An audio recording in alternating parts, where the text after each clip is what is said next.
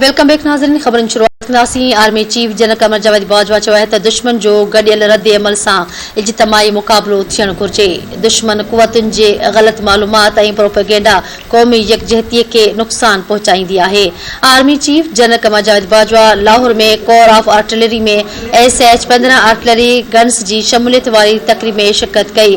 पाक फ़ौज जे सरबराह मुस्तक़बिल में चैलेंजनि खे मुंहुं ॾियण लाइ जदीद तरीन हथियारनि जे निज़ाम जी शमूलियत जे इत्मीनान ते पिणु इज़हार कयो आहे। Army chief general Qamar Javed Bajwa चयो आहे त जदीद हथियारनि सां जंगी मैदान में पाक फ़ौज जी चुरपुर वारी सलाहियत में बहितरी थींदी। पाक फ़ौज जे ऑपरेशनल दुरुस्तगी ऐं फ़ौज जूं ऑपरेशनल तैयारियुनि में इज़ाफ़ो थींदो। ISPR मूजिबि army chief Lahore university of management जो दौरो बि करे शागिर्दनि ऐं फैकल्टी मेंबरनि सां ॻाल्हि ॿोल कई। आर्मी चीफ मुस्तक़बिल जी क़यादत जी तैयारीअ में लम्स जे किरदार जी वाखाण कई।